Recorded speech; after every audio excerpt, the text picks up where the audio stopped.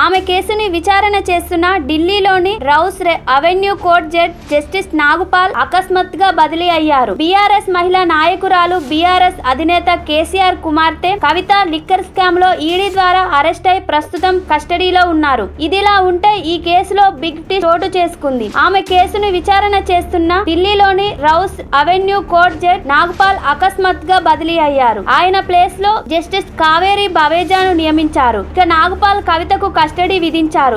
దాంతో పాటు ఈ కేసుని మొత్తం విచారణ చేస్తున్నారు. దీంతో ఇప్పుడు రౌస్ అవెన్యూ కోర్టు కొత్త జడ్జి రావడం పట్ల చర్చ సాగుతుంది. మరోవైపు కవిత తన అరెస్ట్ అక్రమం అంటూ సుప్రీంకోర్టులో కేసు వేశారు. అందులో లోపాలు ఉన్నాయని సుప్రీంకోర్టు పేర్కొనడంతో దానిని సరిదిద్దుతూ కొత్త పిటిషన్ దాఖలు చేసే పనిలో కవిత లాయర్లు ఉన్నారు. ఇక ఈ నెల 25వ తేదీ వరకు కవిత కస్టడీ విధించారు. ఆమెను సోమవారం రోజంతా ఈడీ అధికారులు సుదీర్ఘంగా విచారణ చేశారు. అయితే ఈడీ ప్రశ్నలకు కవిత నుంచి అనుకున్న స్థాయిలో జవాబులు రాలేదు అని సమాచారం సాగింది. మరోవైపు ఆమె ద్వారా లిక్కర్ స్కామ్ లో 100 కోట్ల దాకా లావాదేవీలు సాగాయని, అన్ని ఆధారాలు ఉండబట్టే అరెస్ట్ చేశామని ఈడీ అధికారిక ప్రకటన విడుదల చేసింది. ఇంకోవైపు కస్టడీలో ఉన్న కవిత తన తల్లి పిల్లలను చూసేందుకు అనుమతి ఇవ్వాలని కోర్టును కోరారు. ఇలా కవిత కేసు తెలంగాణలో హాట్ గా ఉండగా జడ్జి బదిలీ కావడం మాత్రం సంచలనం రేపుతుంది.